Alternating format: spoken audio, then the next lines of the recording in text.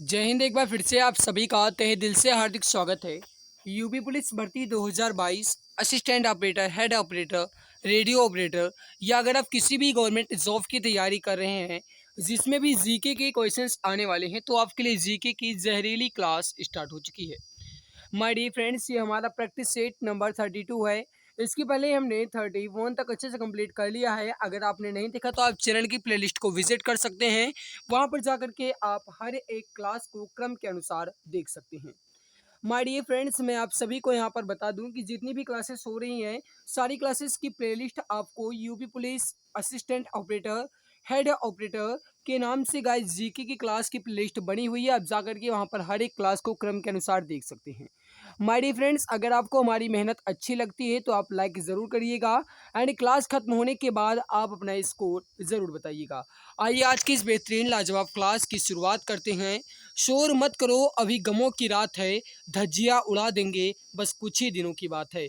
जो लाजवाब लाइन लिखी गई है गाइस, ये आपके लिए ही लिखी गई है कि शोर मत करो, अभी गमों की रात है, धज्जियाँ उड़ा देंगे, बस कुछ ही दिनों की बात है। मेरे भाई, ये जो बात लिखी गई है ना, बहुत ही लाजवाब बात लिखी गई है कि जो भी गाइस अगर अगर आपको उग्र कर रहे हैं तो ये मान कर चलो कि वो आपको मोटिवेशन एनर्जी दे रहे हैं अपने सपने को पूरा करने के लिए। गाइस आपको एक एनर्जी वो प्रोवाइड करा रहे हैं।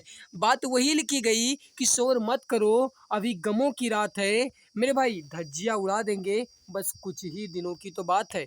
मेरे प्यारे भाई, बस इसी आशा जोश उम्मीद को अपने दिल में बनाए रखिएगा। इसी गाय से इसी प्रकार से जिस प्रकार आप आज मेहनत कर रहे हैं, इसी तरीके से आप एनर्जी बचाए रखिएगा। एग्जाम तक निश्चित है कि आपका सिलेक्शन जरूर होगा, सफलता आपके कदम को जरूर चूमेगी। आइए मेरे प्यारे भाई, इसी आशा जोश उम्मीद के साथ हम बढ़ते हैं क्वेश्चंस की तरफ। जो भी क्वेश्चंस आपको टफ लगे आप उसका स्क्रीनशॉट तुरंत ले लीजिएगा। क्वेश्चन आपके सामने मेरे प्यारे भाई कि गांधी जी ने भारत छोड़ो आंदोलन कब शुरू किया था। गांधी जी ने भारत छोड़ो आंदोलन कब शुरू किया था। देखो मेरे प्यारे भाई, जो इसका सही आंसर हो जाएगा वो हो जाएगा गांधी जी के द्वारा अगस्त 1942 से भारत छोड़ो आंदोलन का शुरुआत किया गया, शुभारंभ किया गया। और ये इसका अगर कहा जाए शुरुआत जो है मेरे प्यारे भाई कहाँ से किया गया, तो आप याद रखना महाराष्ट्र से इसकी शुरुआत की गई। ठीक है। और गांधी जी ने ही भारत छोड़ो आंदोलन के समय ही मेरे प्यारे भाई इन्होंने करो या मरो का नारा दिया था। तो आपसे ये पूछा जा सकता है कि करो या मरो का नारा गांधी जी ने कब दिया, तो याद रखना मेरे प्यारे भाई भारत छोड़ो आंदोलन के समय, जो कि अगस्त 1942 में महाराष्ट्र से शुरू किया गया था। अगला आपके सामने कि गदर क्रांति आरंभ होने का सबसे प्रमुख कारण क्या था, इसका आंसर आप सभी मित्र बताएंगे। बताइए इसका सही आंसर क्या हो जाएगा। गदर जो क्रांति हुई या मेरे प्यारे भाई, ये जो आरंभ हुई थी इसका जो कारण है ये आखिर क्या था। फटाफट आंसर दीजिए। बताइए इसका सही आंसर क्या हो जाएगा। फटाफट आंसर देंगे हमारे सभी प्यारे भाई। राइट आंसर क्या हो जाएगा डियर। देखो यहाँ पर जो गदर क्रांति है इसके आरंभ होने का जो सबसे प्रमुख कारण है ये क्या था। इसका सही आंसर होगा वो हो जाएगा कामागाटामारू घटना। कामागाटामारू घटना। मेरे प्यारे भाई इसको आप पहले विस्तार से समझिए, उसके बाद आगे हम बात करेंगे अगले क्वेश्चन की। देखो क्वेश्चन या कहा जाए जो क्लास है आपकी थोड़ी लंबी होगी, बट मेरे प्यारे भाई याद रखना जो भी क्वेश्चंस आपके लिए लेकर आए गए हैं इंपॉर्टेंट क्वालिटी के क्वेश्चंस आपके हैं। गदर क्रांति भारत की आज़ादी के लिए ब्रिटिश साम्राज्य के विरुद्ध किए गए आंदोलनों में से यह एक आंदोलन था। ठीक है। और गदर क्रांति के आरंभ होने का जो गाइस प्रमुख कारण है ये था कामागाटामारू घटना। और लाला हरदयाल थे, बाबा हरनाम सिंह एंड बाबा सोहन सिंह मकना एंड गुरुदित सिंह एंड मेरे प्यारे भाई याद रखना यहाँ पर जो इन आंदोलन से जुड़े हुए थे वो यहाँ पर आप देख सकते हैं। इसका मुख्य उद्देश्य था भारत में क्रांति लाना। हालांकि ये क्वेश्चन जो है गाइस ये आपका यूपी लेखपाल में पूछा गया है, तो आपके यूपी पुलिस कांस्टेबल में भी पूछा जा सकता है। मेरी प्यारी भाई अगला क्वेश्चन आपके सामने, निम्नलिखित में से कौन सा मेरुड़ जू का एक महत्वपूर्ण कार्य है, इसका आंसर आप सभी प्यारे भाई बताएंगे। राइट आंसर क्या हो जाएगा। जो भी प्यारे भाई मित्र यहाँ पर बता रहे हैं कि प्रतिवर्ती क्रियाओं का नियंत्रण करना, मेरे प्यारे भाई ये बिल्कुल सही होगा। मेरुरज्जु का जो महत्वपूर्ण कार्य है, जो गाइस रीढ़ की हड्डियां होती हैं उसी से मेरुरज्जु का भी संबंध होता है, और ये प्रतिवर्ती क्रियाओं का मेरे प्यारे भाई नियंत्रण करना इसका प्रमुख कार्य है। ठीक है, अगला आपके सामने क्वेश्चन क्या कह रहा है कि उपराष्ट्रपति को अपना कार्यकाल समाप्त होने से पूर्व ही अपने पद से हटाने का अधिकार निम्नलिखित में से किसके है पास है। कहने का मतलब है उपराष्ट्रपति को गाइस उनके कार्यकाल पूरे होने से पहले ही उनको उनके पद से हटाने का अधिकार जो है ये किनके पास है। एंड लगभग हमारे सभी प्यारे भाई इसका आंसर जानते होंगे। अगर आप जानते हैं तो फटाफट आंसर देने की कोशिश कीजिए।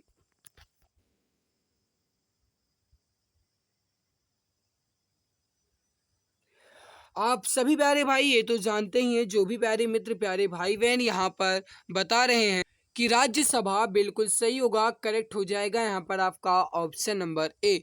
मेरे प्यारे भाई थोड़ा यहाँ पर समझ लो, उपराष्ट्रपति को राज्यसभा के एक ऐसे संकल्प द्वारा उनके पद से हटाया जा सकता है जिसे राज्यसभा के तत्कालीन जो सदस्य हैं उनके बहुमत ने पारित किया हो और लोकसभा भी सहमत हो। जब राज्यसभा और लोकसभा सहमत होगी तभी उनके तत्कालीन सदस्यों के बहुमतों से गाइस उपराष्ट्रपति को उनके पद से हटाया जा सकता है। इस संकल्प को केवल तभी उपस्थित किया जा सकता है जब इसकी सूचना कम से कम 2 सप्ताह पहले दी गई हो या 14 दिन पहले दी गई हो। अगला क्वेश्चन आपके सामने, मोहिनीअट्टम नृत्य जो है ये मुख्य रूप से किस राज्य से संबंधित है।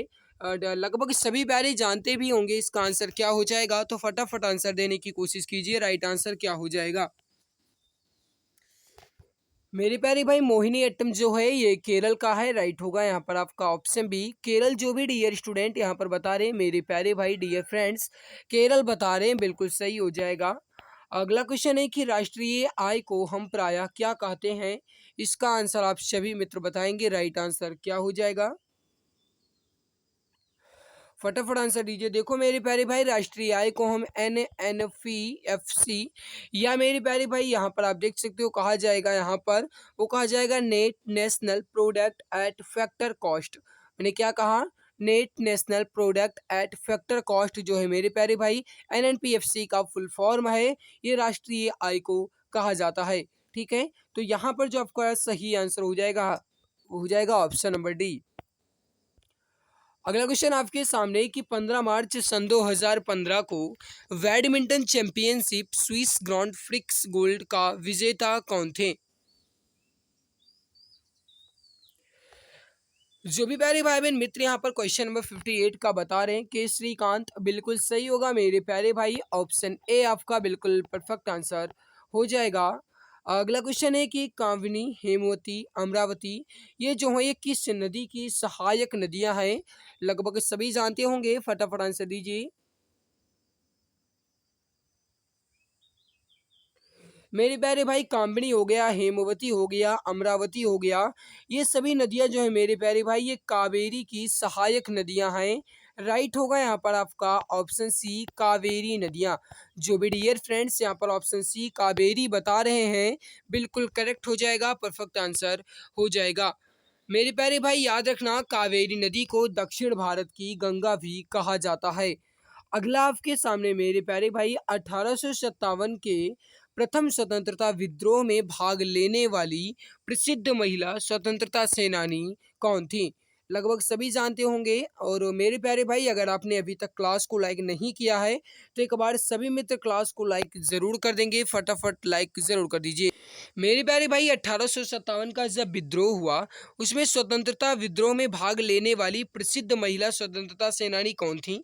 मेरे प्यारे भाई बेगम हजरत महल, जिन्हें गाइस नवाबों की मेरे प्यारे भाई याद रख, जिन्हें गाइस कहा जाए तो अवध की मतलब नवाब की बेगम कहा जाता है। ठीक है, और मेरे प्यारे भाई सबसे ज़्यादा इंपॉर्टेंट आपके लिए यहाँ पर ये है याद रखना कि जो 1857 का प्रसिद्ध स्वतंत्रता संग्राम हुआ उसमें बेगम हजरत महल गाइस ये पहली महिला स्वतंत्रता सेनानी थी।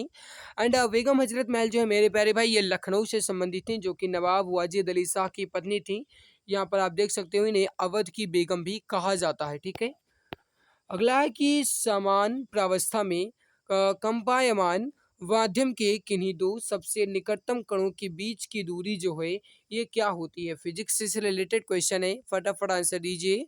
और जिसने अभी तक क्लास को लाइक नहीं किया है, वह लाइक ज़रूर कर देंगे, कहने की ज़रूरत ना पड़े, समझदार आप इतने हो, आप अपनी ज़िम्मेदारी समझते हो क्लास को लाइक करने की, तो एक बार सभी मित्र क्लास को दिल की गहराई से लाइक ज़रूर कर देंगे। मेरे प्यारे भाई जो इसका सही आंसर हो जाएगा वो हो जाएगा तरंग दैर्ध्य। राइट होगा यहाँ पर आपका ऑप्शन नंबर ए। अगला आपके सामने कि शहरों के बाहर आर्थिक सुअवसर बनाने के लिए फिर डैश स्थान दिया गया। मॉडल शहरी आधारभूत संरचना और सेवाएं ग्रामीण केंद्रों में स्थापित करने का प्रस्ताव रखता है। कौन रखता है? मैं आपको बता दूं कि क्वेश्चन आपका टफ लेवल है, लेकिन याद रखना मेरे प्यारे भाई, इसका सही आंसर होगा वो हो जाएगा पूरा, ठीक है। तो यहाँ पर आपका सही आंसर क्या हो जाएगा? Option B. अगला आपके सामने हाल ही में किस देश ने नए W14 नामक अतिध्वनिक स्ट्राइक यौन का चौथा सफल परीक्षण किया जो कि परमाणु अस्त्र प्रदान करने में सक्षम है?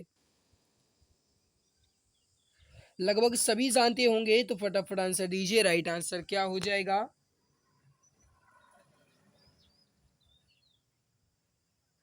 मेरे प्यारे भाई जो इसका सही आंसर हो जाएगा, जो भी डियर फ्रेंड्स यहाँ पर बता रहे हैं कि चाइना, बिल्कुल सही आंसर हो जाएगा चीन, यहाँ पर आपका बिल्कुल करेक्ट हो जाएगा। ऑप्शन नंबर बी आपका बिल्कुल सही हो जाएगा। यांत्रिक ऊर्जा को वैद्युत ऊर्जा में रूपांतरित करने के लिए किस उपकरण का प्रयोग किया जाता है? सभी मित्र बताएंगे इसका राइट आंसर क्या हो जाएगा। फटाफट आंसर दीजिए। मेरे प्यारे भाई आंतरिक ऊर्जा को या गाइस कहा जाए मैकेनिकल एनर्जी को इलेक्ट्रिकल एनर्जी में चेंज करने के लिए हम डायनेमो का उपयोग करते हैं। राइट होगा यहाँ पर आपका ऑप्शन नंबर ए। जो भी प्यारे भाई बहन मित्र ऑप्शन ए बता रहे हैं बिल्कुल सही आंसर हो जाएगा। अगला क्वेश्चन आपके सामने, निम्नलिखित में से कौन सा देश धान के उत्पादन में दूसरा स्थान रखता है?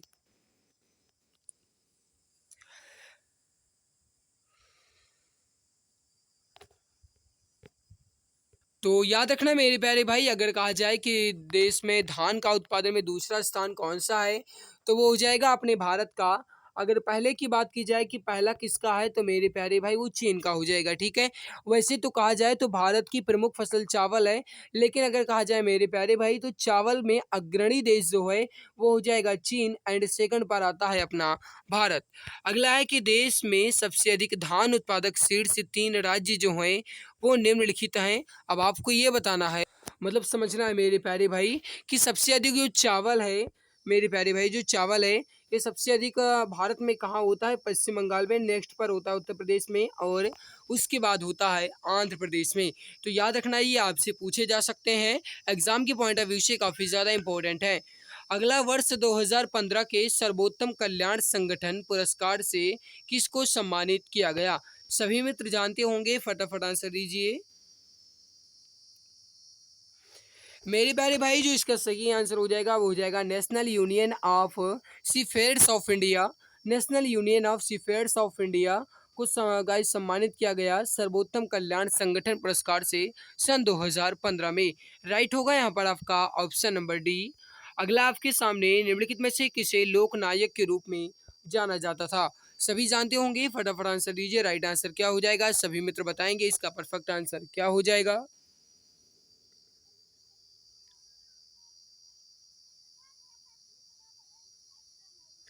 मेरे प्यारे भाई याद रखना, अगर कहा जाएगा आपसे, देखो अगर आपसे कहा जाता है मेरे प्यारे भाई, थोड़ा समझने की कोशिश करना।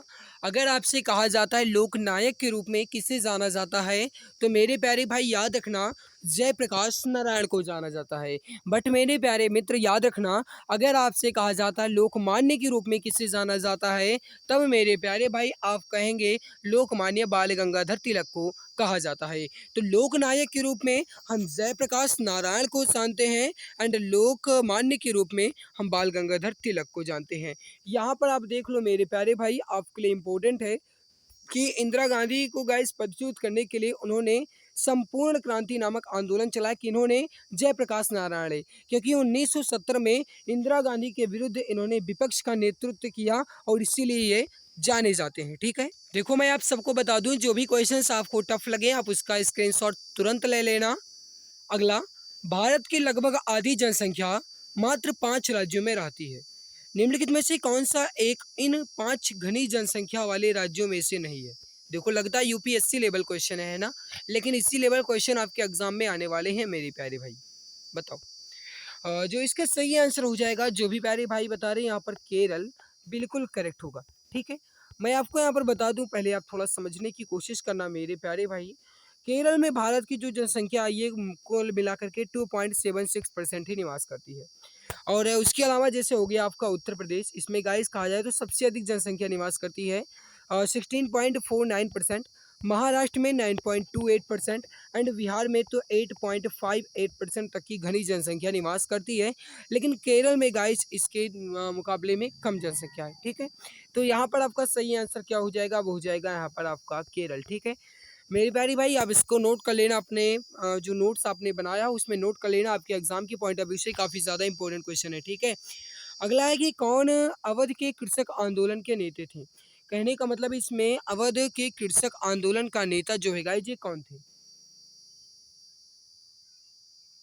देखो, जो इसका सही आंसर हो जाएगा वो हो जाएगा यहाँ पर अवध के कृषक आंदोलन का नेता कौन थे? बाबा रामचंद्र।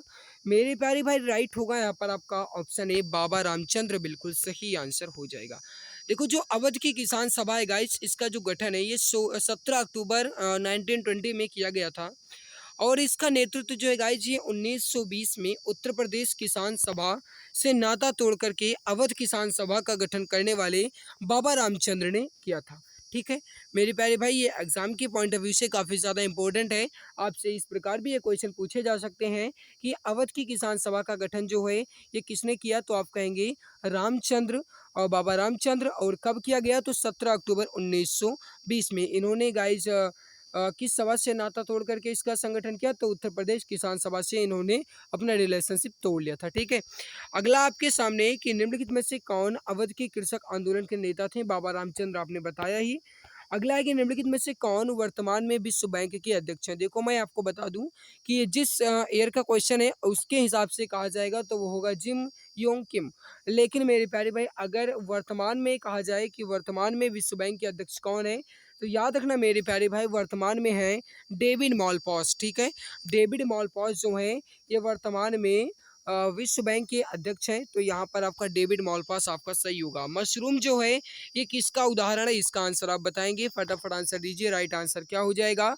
और जो भी प्यारे भाई बहन अभी तक क्लास को लाइक नहीं किया मैं लाइक ज़रूर कर देंगे, क्योंकि अगर मैं आपके लिए मेहनत करता हूँ पूरी जी जान शिद्दत के साथ, आपके लिए लगा हूँ, आपके सपने को पूरा करने के लिए, आपके माता पिता के सपने को पूरा करने के लिए, आपको वर्दी दिलाने के लिए, आपकी एक सेट कन्फर्म करवाने के लिए, तो आप सभी की जिम्मेदारी ये फ़र्ज बनता है कि कम से कम आप क्लास को तो लाइक कर ही दिया करो। मेरे प्यारे भाई अगर आपने क्लास को अभी तक लाइक नहीं किया है तो एक बार लाइक ज़रूर कर दीजिएगा। मशरूम जो है ये किसका उदाहरण है? आपसे यह क्वेश्चन पूछा गया। मेरे प्यारे भाई इसका सही आंसर हो जाएगा, वो हो जाएगा फंजाई, या फिर जिन्हें हिंदी भाषा में कवक कहा जाता है। तो मशरूम जो है ये कवक का उदाहरण होगा। जो भी डियर फ्रेंड्स यहाँ पर ऑप्शन सी बता रहे हैं बिल्कुल सही हो जाएगा। मेरे प्यारे भाई बहन इसकी जो पीडीएफ है ये आपको हमारे टेलीग्राम पर मिलेगी, जाकर के आप चेक कर सकते हैं। Exam Guruji by Arvind sir के नाम से हमारा टेलीग्राम चैनल है, आप जाकर के टेलीग्राम को विजिट कीजिए, वहाँ पर आपको सारी क्लासेस की पीडीएफ फाइल मिल जाएंगी। जैसे मैं आपको बता दूं कई सारे बच्चे हमारे पास कमेंट्स करते हैं कि सर आप इसकी पीडीएफ नहीं दे रहे हैं, कह ही रहे हैं। मेरे प्यारे भाई मैं एक साथ लगातार सारी क्लास की पीडीएफ आपको प्रोवाइड करा देता हूँ, आप इसको लेकर के चिंता बिल्कुल भी ना कीजिए। अगला क्वेश्चन आपके सामने, क्वेश्चन क्या कह रहा है मेरे प्यारे भाई कि दिल्ली मेट्रो को अपनी प्रथम ड्राइवर रहित रेलगाड़ी किस देश से प्राप्त हुई थी? आई होप आप सभी इसका आंसर जानते होंगे और एग्जाम के पॉइंट ऑफ व्यू से भी एक इम्पॉर्टेंट क्वेश्चन है। देखो दिल्ली मेट्रो को अपनी प्रथम ड्राइवर रहित यानी गैस बिना ड्राइवर के रेलगाड़ी ये किस देश से प्राप्त हुई थी, ये आपसे पूछा गया। इसका जो सही आंसर होगा वो हो जाएगा यहाँ पर आपका, वो हो जाएगा दक्षिण कोरिया से। ऑप्शन बी आपका बिल्कुल सही होगा। ठीक है, वैसे भी गाइस कहा जाए तो बहुत ही ज़्यादा गर्मी है, बिल्कुल भी दिल नहीं करता है। और अगर मैं फ़ैन चला लूँगा मेरे भाई तो खर खर खर खर की आवाज़ आएगी आपके क्लास में, तो आपको स्पष्ट आवाज़ नहीं सुनाई देगी। मैं गर्मी में बैठकर आपकी क्लास ले रहा हूँ, क्या करूँ? परेशानी है मेरे भाई। परेशानी क्या है? अगर मैं फ़ैन चला लूँगा, चाहे वो गाइस आपका मतलब छत वाला फ़ैन हो या कोई दूसरा फ़ैन हो, मेरे प्यारे भाई कोई भी फ़ैन अगर हम चलाएँगे तो आपको आवाज़ सरसराहट की सुनाई देगी, हमारी वॉइस आप तक क्लियर नहीं पहुंच पाएगी। इसकी वजह से गाइस मैं फ़ैन भी नहीं चलाता हूँ। गर्मी बहुत है, आप खुद देख रहे होंगे, आप हो सकता है क्लास देख रहे हो, आपको भी गर्मी लग रही हो, लेकिन मैं तो बोल रहा हूँ, आपको समझा रहा हूँ, गाइस मुझे बहुत ज़्यादा गर्मी लग रही है, ठीक है? फिर भी मैं आपके सपने को पूरा करने के लिए पूरी जी-जान शिद्दत के साथ लगा हूँ और ये हमारी कोशिश जो है, ये तब तक जारी रहेगी, जब तक आपका सिलेक्शन हो नहीं जाता है। गाइस आपका मैं सिलेक्शन करवा कर रहूँगा, बट मेरे भाई आपके अंदर ये हौसला जज़्बा होना चाहिए कुछ कर दिखाने का, ठीक है? ये पीडीएफ आपको मिल जाएगी, आप इसकी व्याख्या के साथ फिर से रिवाइज़ कर लेना। गाइस जितनी भी क्लासेस हो रही हैं, हर एक क्लास को आप दोबारा रिवाइज़ कर लेंगे तो आपके लिए बेहतर होगा। अगला आपके सामने कि भारत में पंचायती राज्य स्थापित करने वाले जो प्रथम 2 राज्य थे, वो कौन-कौन से थे? एग्ज़ाम की दृष्टि से काफ़ी ज़्यादा इम्पोर्टेंट क्वेश्चन, तो सभी मित्र बताएँगे पंचायती राज्य स्थापित करने वाले जो प्रथम 2 राज्य थे, वो कौन-कौन से थे?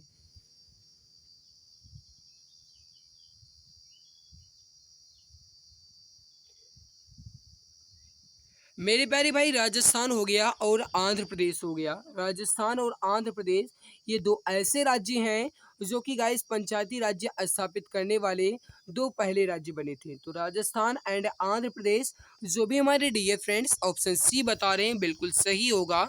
यहाँ पर आप देख सकते हो आधुनिक भारत में मेरे प्यारे भाई अगर आपसे कहा जाता है, देखो मैं जो आपको समझा रहा हूँ ये आप थोड़ा समझने की कोशिश करना। व्याख्या में गाइस जो इम्पोर्टेंट होती है वही की मैं यहाँ पर बात करता हूँ, ठीक है? आधुनिक भारत में जो प्रथम बार या पहली बार तत्कालीन प्रधानमंत्री जवाहरलाल नेहरू जी के द्वारा राजस्थान का जो नागौर जिला है गाइस, इसमें जो बगदरी गांव है, यहाँ पर 2 अक्टूबर 1959 को पंचायती राज व्यवस्था लागू की गई और इसी के बाद 11 अक्टूबर 1959 को आंध्र प्रदेश में भी लागू की गई। मात्र 9 दिन का ही फर्क था। तो 2 अक्टूबर 1959 को कहाँ पर राजस्थान के नागौर जिला में और 11 अक्टूबर 1959 को आंध्र प्रदेश राज्य में पंचायती राज व्यवस्था लागू की गई, जिसकी वजह से गाइस ये 2 प्रथम राज्य बन गए, ठीक है? और जो गाइस भारत के संविधान का अनुच्छेद 40 है, इसके अंतर्गत ही गाइस राज्यों को पंचायती के गठन का निर्देश दिया जाता है। अगला है कि भारत ने पृथ्वी के धरातल का कितना प्रतिशत घेरा हुआ है? इसका आंसर बताएँगे आप, फटाफट आंसर दो। और जिसने क्लास को लाइक नहीं किया, वह लाइक ज़रूर कर देंगे मेरे भाई, ठीक है? मैं देखता हूँ आप क्लास देख लेते हो लेकिन लाइक नहीं करते हो, तो लाइक ज़रूर कर देना। भारत ने पृथ्वी के धरातल का कितना प्रतिशत घेरा हुआ है? इसका जो सही आंसर होगा वो हो जाएगा कुल मिलाकर के 2.4%। ऑप्शन डी आपका बिल्कुल सही होगा।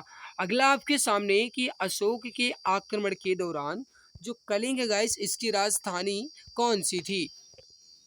जब अशोक ने कलिंग पर आक्रमण किया उस समय कलिंग जो कि पूर्वी प्रांत था गाइस, इसकी राजधानी कौन सी थी, ये क्वेश्चन आपसे पूछा गया।